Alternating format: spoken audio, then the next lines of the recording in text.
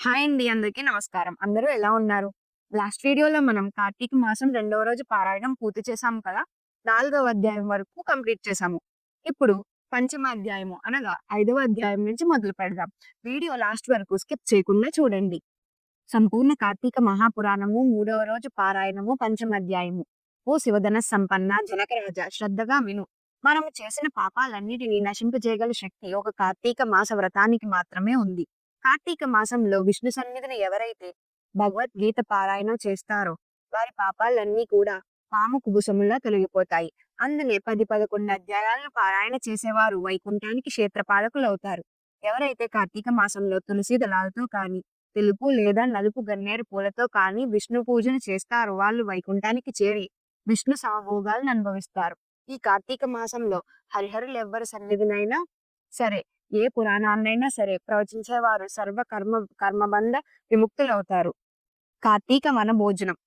కార్తీకే సితే వన భోజన మచరేత్ సయాతి వైష్ణవం ధామ సర్వపాపై ప్రముచ్యతే. కార్తీక మాస శుక్లపక్షంలో వనభోజనం చేసిన వారు పాప విముక్తులై విష్ణుధామాల్ని పొందుతారు.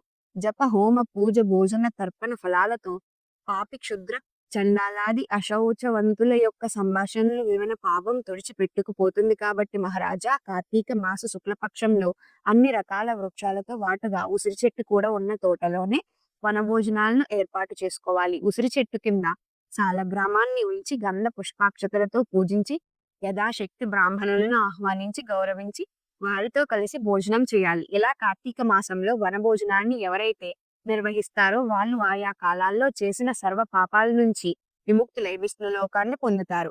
జనకాధిపతి ఈ కార్తీక మహత్యాన్ని భక్త శ్రద్ధతో విన్న బ్రాహ్మణుడొక్కడు దుర్యోని సంకటము నుంచి రక్షింపబడ్డాడు. కథ చెప్తాను వినండి. దేవదత్తోపాఖ్యానమం. పూర్వం కావేరీ తీరంలో దేవశర్మ అనే సద్బ్రాహ్మణుడు ఉండేవాడు. అతనికి ఒక పరమ దుర్మార్గుడైన కుమారుడు ఉన్నాడు. అతని పేరు దేవదత్తుడు. అతగాడి దుష్ట ప్రవర్తనల గురించి తండ్రి అతగాడిని పాప విముక్తిని చేయాలని సంకల్పించి, నాయన ఈ రోజు కార్తీక పత్రం స్నానం చేసి ఆచరించు. సాయంకాలమున హరి సన్నిధిలో దీపారాధన చేస్తూ ఉండు. ఈ విధంగా కార్తీక వ్రతాన్ని ఆచరించి ధన్యుడవు గాక అని చెప్పాడు. కానీ ఆ దుర్మార్గుడు, ఆ బ్రాహ్మణ పుత్రుడు తనటువంటి కట్టుకథలను నమ్మనని, కార్తీక వ్రతాన్ని ఆచరించనని తండ్రికి ఎదురు తిరిగాడు. అందుకు కలిసిన దేవశర్మ తన కుమారుణ్ణి అడవిలో చెట్టు తొరల్లో ఎలుకవై పడి ఉండు అని శపించాడు. శాపానికి భయపడిన ఆ విప్ర కుమారుడు తండ్రి పాదాలు పడి తనకు తరుణోపాయం చెప్పమని కోరగా, ఆ తండ్రి, నాయన, నీవు ఎప్పుడైతే కార్తీక మహత్యాన్ని సంపూర్ణంగా వింటావో అప్పుడే నీ ఎలుక రూపం పొందుతావని శాప విముక్తికి అనుగ్రహించాడు. దేవదత్తుని శాప విముక్తి. పితృశాపం కారణంగా అప్పటికప్పుడే మూషికగా మారిన ఆ బ్రాహ్మణ యువకుడు గజారణ్యంలో చెట్టు కింద ఉంటూ ఉండేవాడు. ఇలా కొంతకాలం గడిచిన తర్వాత ఒకానొకప్పుడు మహర్షి అయిన విశ్వామిత్రుడు శిష్య సమేతంగా కార్తీక స్నానం ఆచరించి వచ్చి ఆ ఎలిపోన్ల చెట్టు మొదలందు వస్తుడై తన పరివారాన్ని పరమ పావనమైన కార్తీక మహత్యాన్ని వినిపించసాగాడు. ఆ సమయంలో దయాహీనుడు, పాపాల పుట్ట, అడవి జీవులను హింసించి పొట్ట పోసుకునేవాడు అయిన ఒక కిరాతకుడు ఆ ప్రాంతాలకు వచ్చాడు. పుణ్యపురుషుల దర్శనము వల్ల ఉపకారమే కాని అపకారం ఏనాడు జరగదు. అదే విధంగా విశ్వామిత్రాది తపో బృంద దర్శన మంత్రం చేత రవ్వంత పశ్చాత్తాప్తుడు జ్ఞాని అయిన ఆ కిరాతకుడు వారిని సమీపించి, అయ్యా, మీరు చెప్పుకుంటున్న కథలేమిటి? అన్ని వింటుంటే నా కిరాతక జీవితం పట్ల చిరాకు పుడుతుంది.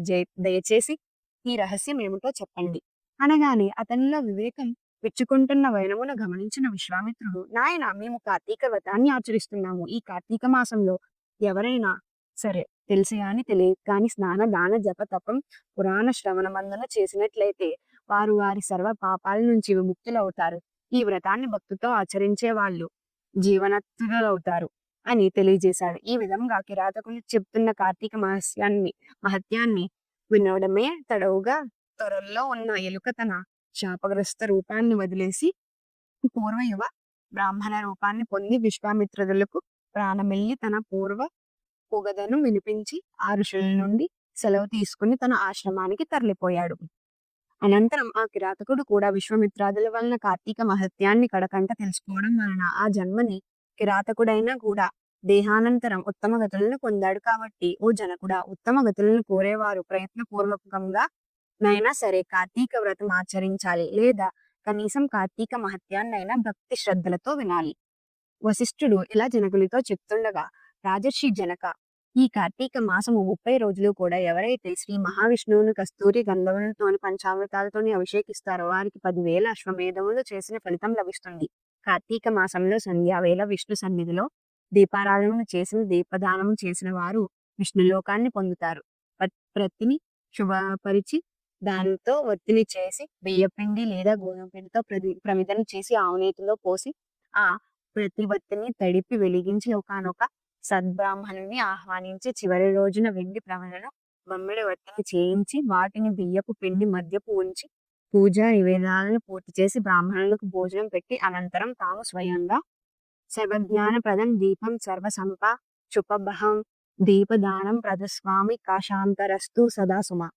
జ్ఞానమును సంపదలను శుభములను కలిగించే దైవ దీపదానాన్ని చేస్తున్న దీని వలన నాకు నిరంతరం శాంతి సుఖములు ఏర్పడుగాక అని చెప్పుకుంటూ పిండితో సహా ఆ దీపాన్ని బ్రాహ్మణునికి దానం చేయాలి. అలా చేసిన వారు అక్షయమైన పుణ్యాన్ని పొందుతారు. ఈ దీపదానం వలన విద్య, జ్ఞాన, ఆయురాభివృద్ధి అనంతరం సర్వభోగాలు కలుగుతాయి.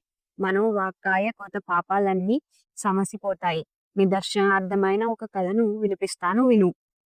పూర్వం ద్రవిడ దేశంలో ఒక అనాథ వితంతు ఉండేది. ఆమె రోజు భిక్షాటనము చేసి వచ్చిన దానిలో మంచి అన్నము కూరలను విక్రయించి తన దృష్టితనంతో తృప్తిపడుతూ డబ్బును వెనకేసుకోసాగింది. ఇతరుల ఇళ్లలో వంట పనులు, కట్టు పనులు మొదలైనవి చేస్తూ ప్రతిఫలంగా వారి వద్ద కొంత డబ్బును తీసుకుంటూ ఉండేది. అదిగాక ద్రవ్య భిక్షాటన కూడా చేసేది. ఇలా నిత్య ధనర్జ లగ్న మానసి అయిన వితంతు డబ్బు సంపాదించడమే కాక ఏనాడు హరిస్మరణ చేయడం గాని, హరికథ పురాణము వినడం కాని, పుణ్యతీర్థం వెళ్ళడం కాని, ఏకాదశి ఉపవాసం గాని చేసి ఎరగదు. ఇటువంటి లబ్ధురాలన్నిటి దైవ వసన శ్రీరంగ యాత్రికుడైన ఒక బ్రాహ్మణుడు వచ్చి ఆమె స్థితిని చూసి ఆమెకు నరకం తప్పదని గుర్తించి జాలిపడి ఆమెను మంచి దారిలో పెట్టదలుచుకున్నాడు. అప్పుడు అతడు, ఓ అమాయకురాలా, నేను చెప్పేది శ్రద్ధగా విని ఆలోచించుకో. ఈ తోలు శరీరం వట్టి అశాశ్వతం అని తెలుసుకో. నేల, నీరు, నిప్పి, నింగు, గాలి అనే పంచభూతాత్మకమైనది ఈ శరీరము. ఈ దేహము నశించగానే పంచభూతములు కూడా ఇంటి కొప్పు మీద కురిసి 4 దిక్కులకు చెదిరిపోయి వారి నీళ్ళ చెదిరిపోతాయి. నీటి మీద నురుగులాంటి నీ తనువు నిత్యం కాదు, ఇది శాశ్వతమని నమ్ముకున్నట్లయితే ఆశ అగ్నిలో పడే మిడతవలే మూసి కావడమే తప్ప మెల్లనేది లేదు. మోహాన్ని, భ్రమలను వదిలిపెట్టు. దైవం ఒక్కడే శాశ్వతుడని, సర్వభూతాకారుడని గుర్తించు. నిరతము హరిచరణాలచే స్మరించు. కామం ఉంటే కోరిక, కోపం ఉంటే దుర్గ్రహం, భయం ఉంటే ఆత్మీయత, బంగోల లోభం అంటే ధన వ్యయ చింత, మోహం అంటే మమతాలంకారాలు, ఇటువంటి అన్నిటినీ వదిలిపెట్టు. నా మాట విని ఇక నుంచైనా కార్తీక మాస పత్ర స్నానాన్ని ఆచరించు. విష్ణు ప్రీతికే భగవతార్థన దీపారాధన చెయ్యి. తద్వారా అనేక పాపాల నుంచి రక్షించబడతావని హితవు చెప్పి తన దారిని తాను వెళ్ళిపోయాడు. అతగాడి వచన వలన ఆమెకు జ్ఞానోదయం అయింది. తను చేసిన పాపాలకే చింతించినది. తాను కూడా కార్తీక వ్రతాన్ని చేయాలని సంకల్పించుకొని అందుచేత ఆ సంవత్సరంలో వచ్చిన కార్తీక మాసమే వ్రతాన్ని ప్రారంభించింది. సూర్యోదయం వేళకల్లా చన్నీళ్ళు స్నానం పూర్తి చేసి హరి పూజ, దీపారాధన, ప్రజప పురాణ శ్రవణము ఈ విధంగా కార్తీక మాసం 4 రోజులు ఆచరించి చివరి రోజున చక్కగా బ్రాహ్మణ సవరాధన కూడా చేసింది.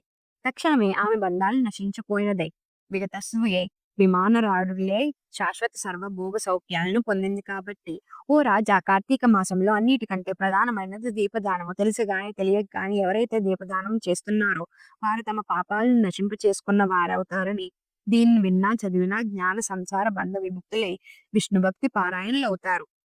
ఏవం శ్రీ స్కంద పురాణాంతర్గత కార్తీక మహత్య షష్ఠోధ్య సమస్త 3వ రోజు పారాయణము సమాప్తము. చూసారు కదండి, ఈ రోజు మనం 5వ అధ్యాయం మరియు 6వ అధ్యాయం పూర్తి చేసాము. నెక్స్ట్ వీడియోలో నెక్స్ట్ అధ్యాయంతో మళ్ళీ కలుద్దాం.